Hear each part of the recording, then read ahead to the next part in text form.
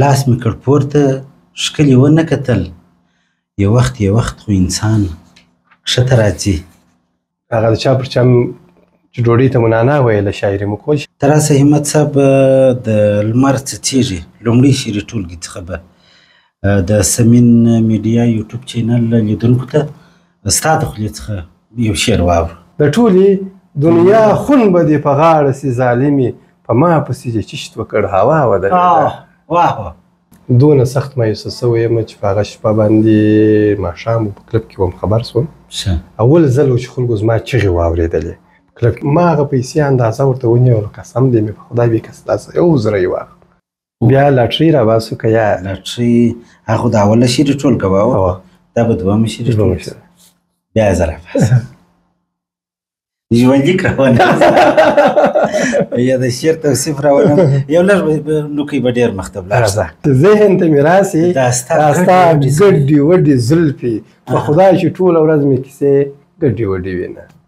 ښه دی چې زلفې نه لرم دی چا کیسې مې زه در باندې ګران یم همت سخته پوښتنه که ووایم ښه خدای ته ملامتېږم که یا ووایم تا ته ملامتېږم. هغه چې لوړ ځي پر ځان کښته راځي غشي په تک تر کمان کښته راځي حالات درانه خلک د مځکې ولي وریځې لوړې باران کښته راځي پل د انسان پر سیوري هم نه ایږدم خدای مه کړه بیا مې وجدان کښته راځي لاس مې کړ پورته ښکلي ونه کتل یو وخت خو انسان کښته راځي شونډو ته نیت وکړمه زه نه ښکل کړم نښه د پورته نښان کښته راځي څنګه دې توی سوه له سرو سترګو رانجه لمبې دې لوړې دودان کښته راځي شاید د غم وغره ته وختلې همت بیا دې یاران کښته راځي. د سمین یوټیوب چینل قدرمنو لیدونکو السلام علیکم. په دې هیله چې روغو جوړو خوشحاله به یاست او دا وخت به د سمین میډیا یوټیوب چینل را سره ګورئ. قدرمنو دوستانو نن مو په ادبي خپرونه کې داسې یو څوک میلمه دی چې په عمر به کم وي خو فعالیتونه یې د ډېرو لویو خلکو دي. تاسې خامخا د نامه سره اشنا یاست حتما یې تاسې د څېرې سره اشنا یاست. هغه څوک مو نن په خپرونه کې رابللی دی چې حساب پرې کېږي. تاسې څه فکر کوئ دوستانو چې دا به څوک وي؟ زه یې در وښوم. نن په خپرونه کې حیات خان همت میلمه دی. همت هغه څوک دی چې یوازې تخلص نه دی همت په واقعیت داسې یو څوک دی چې یو مثال دی د همت په برخه کې د ادبي فعالیتونو په برخه کې همت د ملګرو د دعوت په برخه کې همت د نورو ولایتو څخه د ملګرو د دعوت په برخه کې کوم همت چې د کړی دی د هغو میلمستیا د هغو کوم اکرام چې همت صاحب کړی دی دا همتونه دا په واقعیت سره د ستایلو دي.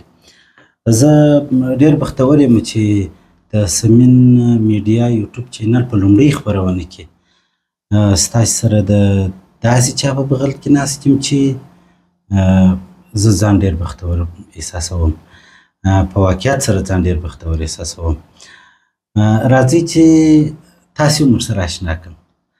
سمه ده چې ډېر به ورسره اشنا یاست خو زما سره هم دا لومړی ځل دی چې همت صاحب ویني. قدرمن حیات خان همت د سمین میډیا یوټیوب چینل خپرونې ته ډېر ښه راغلی. مننه قربان دې سم سرک صاحب. تاسو ته او د سمین میډیا چینل ټولو لیدونکو ته سلامونه وایم. هیله ده چې روغ جوړ به یاست او دغه د ګرمۍ هوا یو به در باندې په خیر تېري. که په پیل کې د سمین میډیا یوټیوب چینل لیدونکو ته ووایو چې حیات خان همت څوک دی؟ جارسم حیات خان همت ستاسې او د اورېدونکو د پښو خاوره ده. حیات خان همت د کندهار ولایت د 14مې ناحیې اوسېدونکی دی. د حاجي احمد خان زوی دی او ترڅنګ یې یو شاعر به ورته ووایو که به نه ووایو خو د ستاسې مینه ده چې ما په شاعر باندې حسابوي او د څراغ راډیو مؤسس او بنسټګر دی. پر څراغ راډیو به هم بیا سره غږېږو. قدرمنو لیدونکو، لمر څڅېږي دا د حیات خان همت لومړۍ شعري ټولګه ده. دا چې په کومه اندازه د لوستونکو د هرکلي سره مخ سوې ده دا به وروسته راسو، او سپلني هم نظر کړل. دا دوهمه شعري ټولګه ده. نور چاپي اثار هم تر لاس لاندې لري، نه لري. ادبي سفر یې پر کوم ځای درولی دی، نه دی درولی، روان دی، مخته روان دی. په دې اړه به نور هم د همت صاحب سره غږېږو. همت صاحب د لومړۍ پوښتنې په توګه د کوم وخت څخه شاعري کوي او بیا هغه کوم وخت چې شاعري مو لوستونکو یا اوریدونکو ته وړاندې کړل؟ په مجموع کې شاعري پیل او هغه شاعري چې اوریدونکو یا لوستونکو ته وړاندې کېږي دا دوې برخې لري. هغه کوم وخت چې پیل یې کړل د شاعري؟ په دې مثال داسې دی کله چې یو کوچنی پل اخلي نو هغه وخت پورې چې دی کله پل اخلي دغه مرحله جلا ده چې پر دیوال ولاړ سو، پیروان باندې روان سو، غزار سو، خوش زرخانې ته ولېږه، او هغه وخت چې بیا دی پل واخلي هغه مرحله جلا ده. نو دا مې ستا در مثاله پورې ویل تقریبا هغه د چا پر چا چې ډوډۍ ته منانا ویله شاعري مو کول. شاعري مو په دې کې چې شاعري مې خوښېدله له ډېر ماشومتوبه څخه. دا شاعري زما په فکر داسې دی کله چې یو څوک شعر خوښوي همدغه شاعر دی. دا چې په دې کې هغه قوت څه وخت راژوندی کېږي هغه وروسته خبرې دي. یعنې له ډېر کوچنیوالي سره مې د شعر د لوستلو سره ډېره مینه درلودل. هم په هغه وخت کې د سید عبدالخالق هغه کتابونه و همدغه به زموږ تر ګوتو را رسېدله. دی الله تعالی وبخښي، الله دې شور سره وکړي. تر څنګ مې د عبیدالله او د دوی غزلې اورېدلې. دغسې یو څه وه چې کرار یې زه دې ته واچولم چې بیا شعر ولیکم. نو تقریبا 10-12 کاله کېږي چې زه شعر لیکم. 10-12 کاله کېږي چې شعر لیکې. کافي وخت دی نو؟ دا خو ډېر وخت دی همت صاحب. بلکل په منځ کې مې تقریبا 4 کاله 5 کاله تر ټولو عیني شاعر ته لکه په دې برخه کې تا ډېر رول ولوبوي چې زه بیا باید شاعري ته راسم.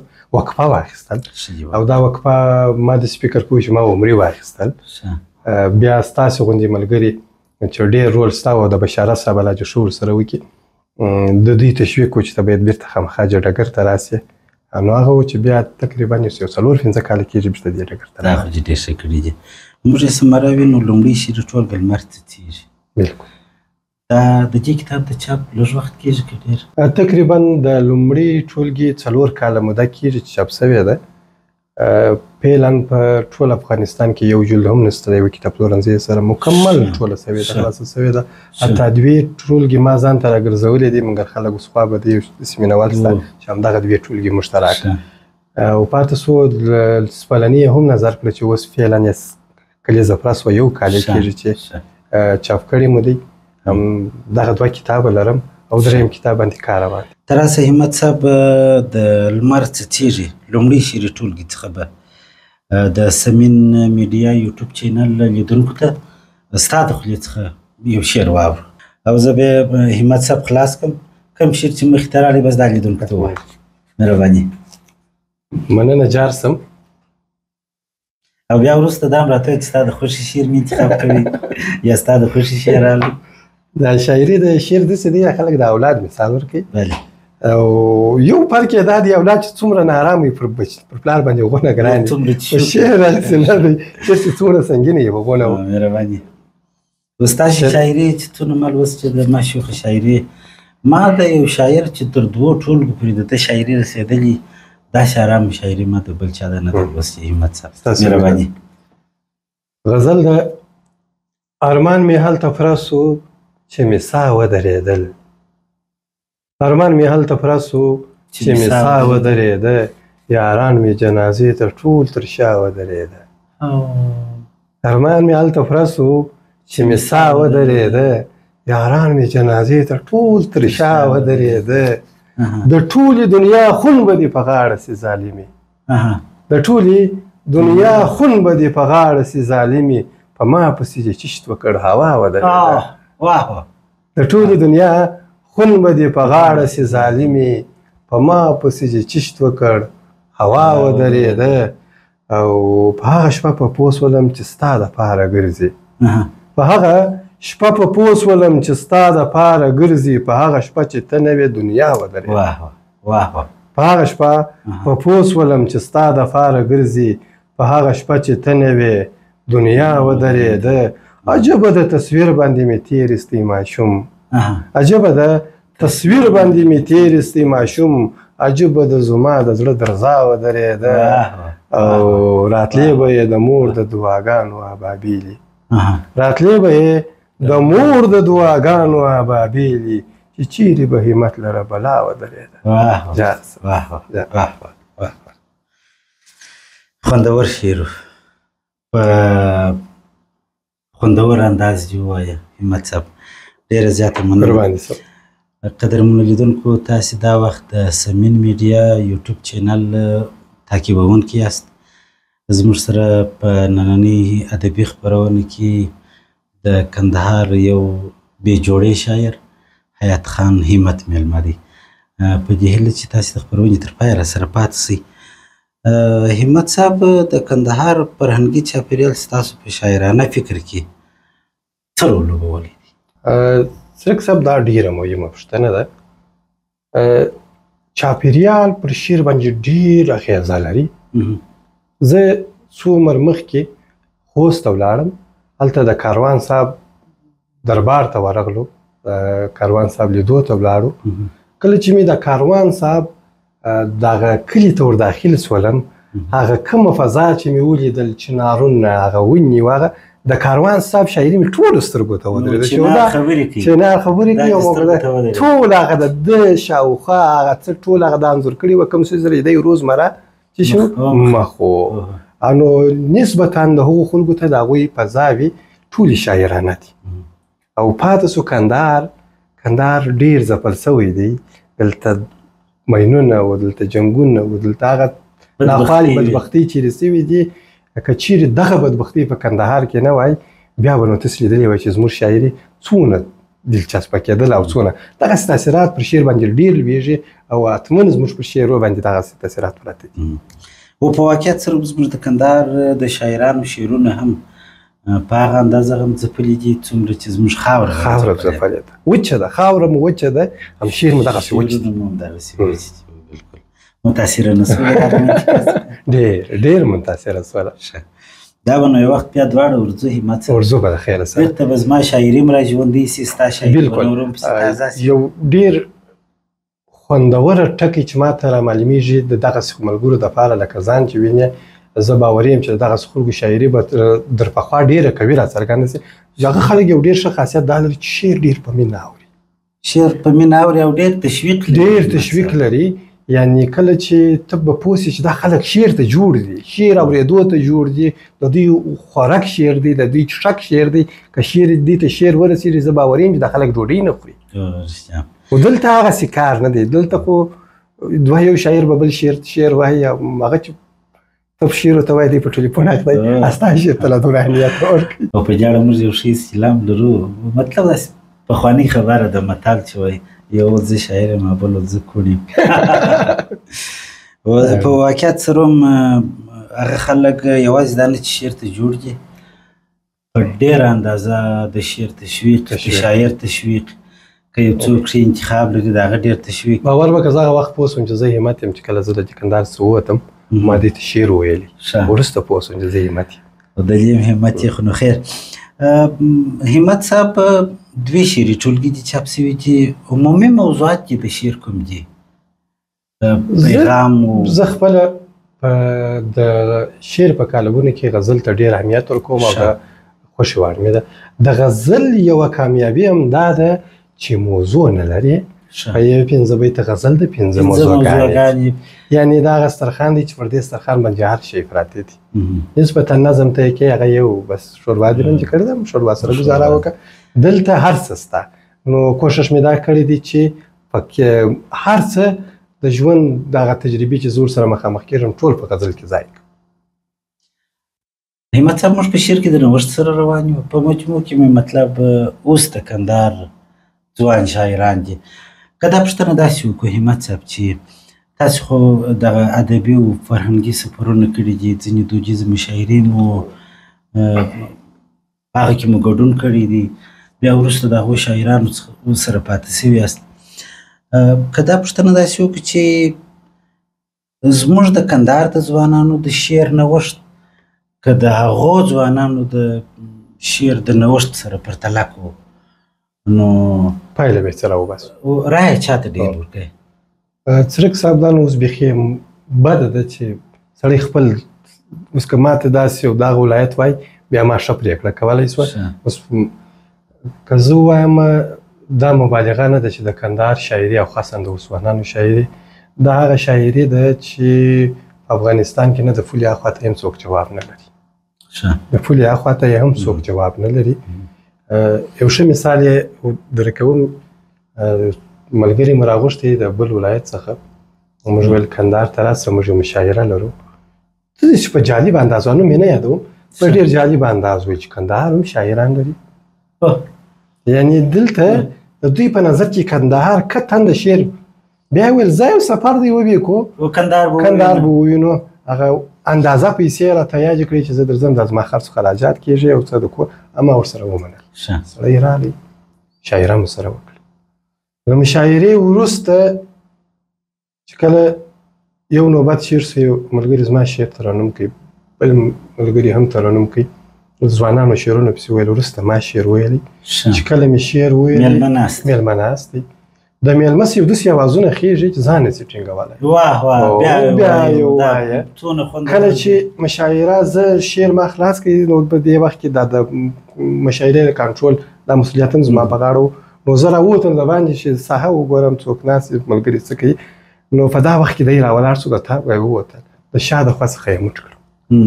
ما ته یې ویل همت صاحب وبخښه ما یو داسې خبره کړې ده چې کندهار کې شاعران نسته، زه خپل خبره اخلم او بیا ولاړې. بیا چې کله تلي ما هغه پیسې اندازه ورته ونیول، قسم دی مې په خدای بې که ستاسو یو زره یې واخلم، دا ستا پر موږ حق و چې باید راسو ستا شی موږ وایو او تر یو ځایه ورسو.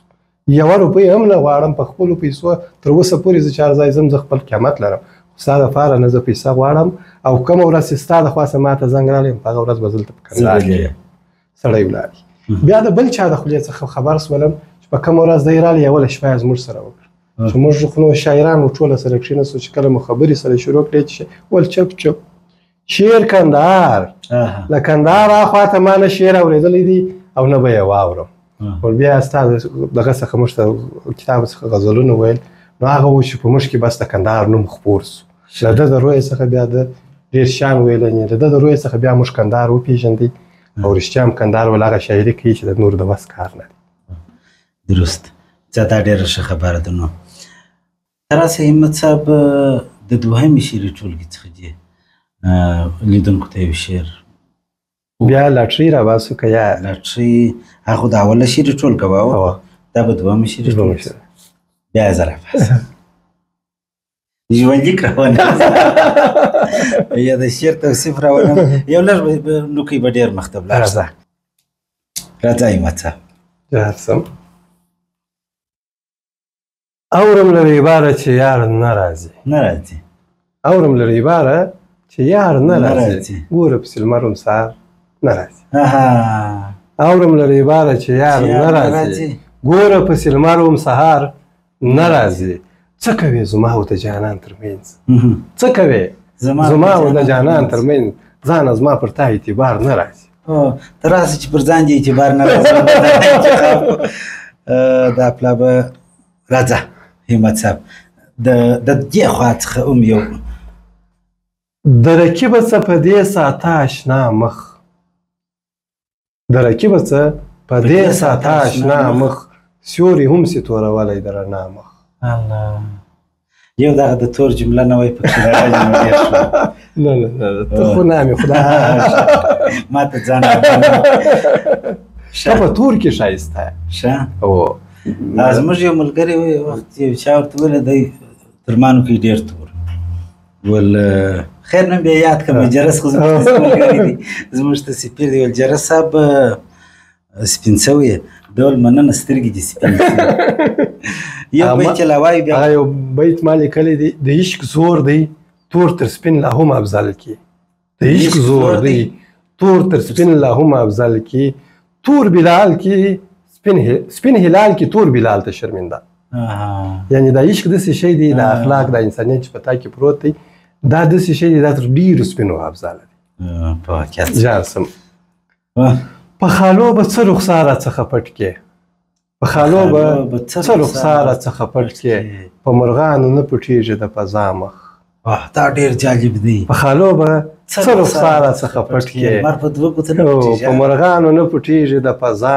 مخ او پیژندل مې تنهایي خو دومره هم نه چې له ما څخه به هم اوړي زما مخ پیژندل مې تنهایي خو دومره هم نه چې زما څخه به هم اوړي زما مخ ستا د دید وروسته چې ټپ په سترګو ړوند سم ستا له دید وروسته چې ټپ په سترګو ړوند سم چې بیا رانسي پر دې پرده د چا مخ څونه جالب او شرق و غرب شمال جنوب راڅخه ورک سوه شرق و غرب شمال جنوب راڅخه ورک سوه شاید بیا درپسې واړوئ دنیا مخ او تا بس ورپسې ځان وخوړ همته پیدا سوی و غزل ته د شیدا مخ واه واه ډېر ښه همت صاحب بېرته به راسو د پوښتنو برخو ته مهرباني ښه یو وخت داسې وخت راغلی چې ډېر مایوسه سوی یې که مایوسه سوی یې نو علت به څه او بیخي داسې مایوسه چې شاعري پرېږدم او بیا دې بېرته شروع کړې هم وي نو دغه د مایوسه کېدو حالت او بېرته د پیل حالت یا د غوځارېدو او راولاړېدو حالت دا دواړه در په یادېږي همت صاحب بلکل څرک صاحب محترمه ما مخکې یادونه وکړه چې ما 3 کاله 4 کاله ما د شعر څخه واټن واخیستی او لرې سوم موضوع داسې وه چې زموږ ته یو ملګری د شهید وطنیار صاحب په نامه باندې جاوید وطنیار صاحب روح دې ښاد روح دې ښاد وي دا زما ډېر د نږدې ملګرو څخه او د هڅونکو سره خو چې زه ډېر هڅولم د یو پروسه شروع کړې و یو کتاب یې چاپوي تقریبا 10 شعرونه د هر شاعر ده د ژوندلیکه سره ژوندلیکه سره بیا یو ټولګه چاپول نو ما ته یې ویله چې دغسې ستا شعرونه هماغه څه چې زما سره موجود وه هغه ټول مې کتابچه کې هماغسې ورته وسپارل په داسې صورت کې چې د یو شعر کاپي مې هم نه درلوده موږ یو اصطلاح درلوده چې چټرنویس مو ورکړه ټوله مې ورکړه بیا چې کله دی ولاړلی هغه یې کتلې وه وروسته بیا د ځانه سره اخیستې وه کابل ته روان سوی و په هغه موټر کې له ده سره یو ځای وسوځېدل شعرونه بلا په پسې شعرونه دي خدای ورکي خو چې دی وایي نو ډېر سخت مایوسه سوم دونه سخت مایوسه سوی یم چې په هغه شپه باندې ماښام په کلب کې وم خبر سوم اول ځل و چې خلکو زما چغې واورېدلې په کلب کې خلکو داسې فکر نه کوي چې انډیوال یې مړ سوی دی چا ول مور ده چا ول پلار دی نه دی د عکس العمل ما یو داسې انداز ښوولی خدای چې وکړي پلار مې وفات سوی دی دومره ژور اغېزه یې نه ده راباندې کړې نو بس همدغه څخه مې مطلقا د شعر څخه واټن واخیستې بیا همدغسې ملګري وه چې بیا موږ واچولو او بیا رالو شعر ډګر نو د ملګرو په توسط باندې بېرته دې ته هڅېدلی چې شاعري شروع همت صاحب د ملګرو د دغه هڅونې څخه راضي یا که دا پوښتنه داسې وکړو چې د شاعري بېرته پیل دې ښه و زموږ دپاره زموږ لوستونکو دپاره خو ډېر ښه و دغه د شعر بیا پیل ستا دپاره ښه و بلکل زما دپاره ښه و هم د کندهار دپاره ښه و د ملګرو دپاره ښه و ځکه هغسې کارونه موږ په دغه لنډه موده کې وکړل چې باید ډېر وختي سوي وای او په دغه 4 کاله کې چې موږ کوم مزل وکړي دا تقریبا موږ د 20 کالو مزل وکړي نو دا څه و چې د ملګرو هڅونه وه او هڅونې انشاءالله پایله راوړه همت صاحب ما مخکې هم داسې یو پوښتنه وکړه کېدای شي د هغې پوښتنې سره مشابه بلکل دا پوښتنه د کندهار د ځوانو شاعرانو د شعر لیکلو څخه راضي و یا فقط دغونه لنډه پوښتنه دغونه لنډه جواب راضي سمه ده چې ستا به ملګري د چا به نوم اخلي د چا به نوم نه یادوې ته د دوو هغه شاعرانو نومونه یاد کړه چې چې شعر ډېر خوښوي؟ دا یو داسې پوښتنه ده ښه. زه خپله شاعر ما تر اوسه هم نه دی خوښ شوی. هېڅ شاعر زما نه دی خوښ شوی. شعر زه خوښوم.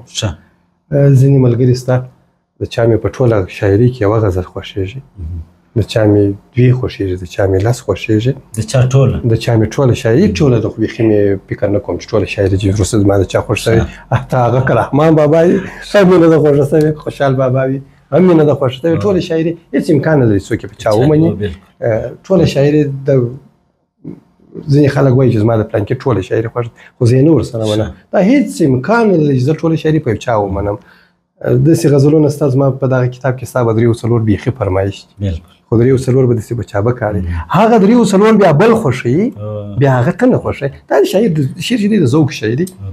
نو ټول ملګري مو ولا ښه ملګري دي، خاصا بیا ځوانان چې امام نبي شاه دی، امام الله عبرت دی، شیر احمد مشکور دی، معصوم صاحب په نامه باندې یو ځوان دی، یو ښه شعر لیکي. ملګري مو ښه دي، دا مې خدا ښه ملګري لرو. سترګې مو په لوړې دي. چا خبره په دغه ځوانانو کې چې تا نوم یاد کړي چې شاعري یې ښه ده، او یا په هغه ځوانانو کې چې شاعري تر اوسه هغه مرحلې ته نه ده رسېدلې چې یو څوک یو څه وایي چې واه او یا دا بیا ووایه، ستاسې په منځ کې یو تشویقي پروګرامونه کله کله تاسې لرئ؟ بالکل یې لرو، بالکل یې لرو. زه کله کله دوی سره ټوکې کوم، خاندم. خو زه چې ملګرو مشاعره مې جوړه کړې، یو ځوان راولاړ سي، یو نوی ځوان یو شعر وایي، زه ورته وایم واه وایي، غږ وکړم. داسې نه یو څوک وایي چې دا یې څه شي ویل، دغه شعر اوس څه شي شعر و چې تا دونه تشویق کوي. زه د دغه نکتې څه بیریږم چې دی زما ته ونه وایي چې په دغه بیت کې څه شي پراته به ستا دونه چغه وکړه. هغه زه د دوی د تشویق دپاره وایم، دوی تشویق سي او دوی وروزل سي. اصلا دغه تشویق هم د روزنې تر ټولو هغه مهم اړخ دی. دا د سره منم حکمت صاحب. همت صاحب په دغه وروستیو کې زموږ لیدونکي یا په ټوله کې دا ځوان شاعران چې په غونډو کې ګډون کوي، پوښتنه دا لري چې الهام ادبي بهیر نشته؟ بالکل، یوازې الهام ادبي بهیر نه، په کندهار کې چې بهیرونه دي یو هم نشته. د ریاست خوا څخه د جواز د موضوع ده چې باید اواتمن باید جواز واخلي، ځکه هر څوک سبا ولاړېږي غونډې جوړوي او ځای کښېني، نو باید هغه قانوني جواز ولري. د جواز مرحله څه سخته ده، یو څه پیسې دي، نو هغه ته هر څوک ځان نشي ټینګولی. په ټوله کې که دا پوښتنه داسې جواب کړو چې اصول در باندې ایښودل سوي وه، هغه یو څه درانه وه؟ درانه وه، اصول درانه وه. زموږ ملا به خدای کوي کې بیا به یې پورته کړو. نو په دې هیله چې د لیدونکو دا پوښتنه جواب سوي. په ټوله کې پوښتنه دا و چې بهیر ولې نشته، الهام ادبي بهیر؟ جواب دا و چې یو ادبي بهیر هم نشته، ځکه ځینې اصول ایښودل سوي دي. هغه اصول ته به موږ خدای نو د اول کتاب هم شعر وایه، د دوم هم شعر وایه. په ټوله کې اوس دود دا دی چې د موبایل خلک شعرونه وایي. تر اوسه ستا د موبایل یو شعر واورو، په موبایل کې شعرونه ستا؟ تاسو غزل پکې وایه، زه شعر زه خو ځانو که غزل پلیسي هم به نو ستا د ذوق غزل به وي. نو یاره په موبایل کې دې لکه چې غزلې ساتلي دي، نو دا د پکښې ګرځېدل دا معنا لري چې غزلې نور هم پکښې. خو دواړه کتابه مې د موبایل څخه دي، د ټول شیان په موبایل کې ساتم. جالبه دا ده چې ما هم 2 کتابونه د شاعري د چاپ کړي، په ټوله ژوند په موبایل کې شعر نه دی لیکلی. دغه ستا عادت مې ډېر خوښ دی، زه یې نه سم، ځکه زما خط هم ډېر ښایسته دی. بالکل اخر دغه چا ښایسته چې په سیم ما ملګرو باندې پام کړی، په سیم کې خو بس زه پوه شوم چې خط هغه چا ښایسته چې دی به درغلی. زه پوه شوم، مهرباني. او ما داسې اورېدلي وو چې غږ د هغه چا ډېر ښایسته وي چې دی په رنګ نو کې ماوار وي. مهرباني. غزل ده یو 2 بیته به د دې څه وایم چې یو وړلی سي د مخه څه خولې ستا، کاشکې نه وای دومره هم لبې پستې ستا. واه واه واه واه. چې پر مخ مې وهي زړه ته یې پرېږدم، چې پر مخ مې وهي زړه ته یې پرېږدم، یو خاصیت په ما کې هم ستا دروازې ستا. واه څونه جالب. چې پر مخ مې وهي زړه ته یې پرېږدم، یو خاصیت په ما کې هم ستا دروازې ستا، او نور مې نه خلاصېږي خوله له شرافته، غمه دومره درته وایم چې ایستا، او ومې نه لوستې نیمۍ د ژوند کتابه، وخت لکه ستا اړولې دي څپې ستا بل غزل ده مهرباني واده و انتظار و پلمې ګډې وډې وینه واده و انتظار و پلمې ګډې وډې وینه و مرګ ته دار چا اصلاحې ګډې وډې وینه او دا یو بیت چې تا ته ډالۍ وي چې ذهن ته مې راسې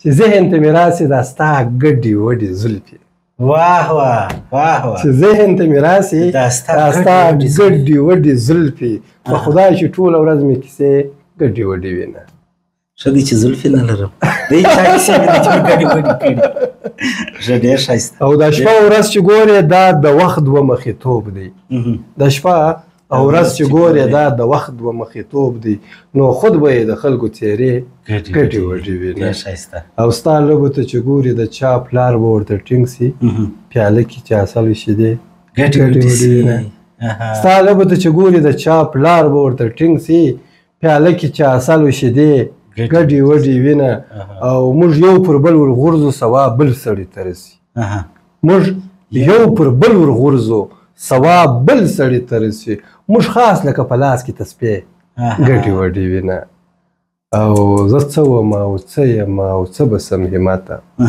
زه څه وم او څه یم او څه به سم همته دا ژوند لکه کتاب کې صفحې ګډې وډې وینه چارسه همت صاحب پر هغه تور چې دې په شعر کې راوړي او تر هغه خو در تېر شو دا زلفې باید نوی راغلي نه خو زلفې هغه شی چې نه یا په خیال کې هم سړي ته ښه خوند ورکوي نه ښه دي رښتیا د خیال او تصور دا خو نو هغه وخت کېږي چې هغه شی موجود نه وي بلکل او زه اوس باوري یم چې تا په خیال کې ځان ته ډېر ښایسته وریښتان شولي پر موټرسایکل سپورې لا داسې ګورې ته وریښتان مې بار ښه همت صاحب زه چې کله کله پر موټرسایکل سپرېږم دا پټو داسې جوړ کړم چې کله کله مې سترګې وي نو بیا دا په تصور کې ځان ته زلفې جوړې کړې همت صاحب تر اوسه چې یو دوې درې پوښتنې د یا په شکل کې وکړو مهرباني صحیح همت صاحب په آینده کې چې شاعري ته نیت دی مجبوره یم زه در باندې ګران یم همت صاحب سخته پوښتنه که ووایم ښه خدای ته ملامت کېږم که یا ووایم تا ته ملامت کېږم داسې سړی به نه یې چې ته نه یې پر ګران ښه ستاسې ټوله جار سم ستاسې مینه جار سم همت صاحب ستا په تر ټولو نږدې ملګرو کې صحیح زه به داسې پوښتنه داسې وکړم چې د خلکو په نظر ستا تر ټولو نږدې ملګري په هغو کې یو څوک داسې شته چې پر ملګري انډیوالي پښیمانه و که یا ښه د سمین میډیا یوټیوب چینل ډېرو قدرمنو لیدونکو او مینوالو په دې تمه چې د همت صاحب سره یو څو شیبې ستاسې د خوښې وړ ګرځېدلي موږ شاعر خو ادبپال او یا لیکوال د ده دپاره تر ټولو ستره ډالۍ د قلم او یا د کتاب بلکل سمین میډیا یوټیوب چینل ستاسې دپاره دغسې یو ارزښتناکه ډالۍ د همیشني یاد په پلمه باندې تاسې ته برابره کړې د همت صاحب په دې هیله چې تاسې په ډېر څه ومنئ همت صاحب دغه کتابونه به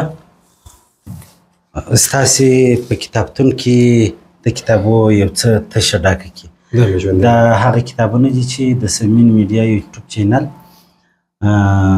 تا ته د قدردانۍ درکولو په پلمه باندې ډالۍ کړي دي د سمین میډیا یوټیوب چینل ډېرو قدرمنو لیدونکو تاسې د سمین میډیا یوټیوب چینل در سره خوښ کړي در سره تعقیب یې کړي یوټیوب چینل او فیسبوک پاڼه دواړه موږ نننۍ خپرونه د ښاغلي حیات خان همت په یو شعر باندې پای ته رسوو مننه چې تر اوسه راسره واست ښې چارې رقیب به خامخا راځي چیرې چې ښکلی راځي رقیب به خامخا راځي چیرې چې ښکلی راځي دغه اغزی په دې ګلاب پورې ګنډلی راځي تا مې زړه مات کړ چې تا هیر کم دا خو نور لا ډېر سوې تا مې زړه مات کړ چې تا هیر کم دا خو نور لا ډېر سوې ما ته هنداره کې خلا سړی پاشلی راځي واه واه تا مې زړه مات کړ چې تا هیر کم دا خو نور لا ډېر سوې ما ته هنداره کې خلا سړی پاشلی راځي زه مې د لاس تڼا کې کښېکاږه مسکی ووایم ملا رښتیا وایي چې رزق موږ ته لیکلی راځي زه مې د لاس تڼا کې کښېکاږه مسکی ووایم ملا رښتیا وایي چې رزق موږ ته لیکلی راځي او زما په ځان کې داسې مور د جدایي لنګه ده زما په ځان کې داسې مور د جدایي لنګه ده هغه چې خیال کې هم راځي مخ خړولی راځي زما په ځان کې داسې مور د جدایي لنګه ده هغه چې خیال کې هم راځي مخ خړولی راځي او زه چې رکیب د یار پر لوري وینم داسې وایم زه چې رکیب د یار پر لوري وینم داسې وایم دغه هندو کعبې ته ځي بیرته ناولی راځي زه چې رکیب د یار پر لوري وینم داسې وایم دغه هندو کعبې ته ځي بیرته ناولی راځي په هغه ښکلي پسې زړه وینې همت ووت په هغه ښکلي پسې زړه وینې همت ووت ته ورته ګوره شیبه وروسته شرمېدلی راځي جارس الله مو ژوندي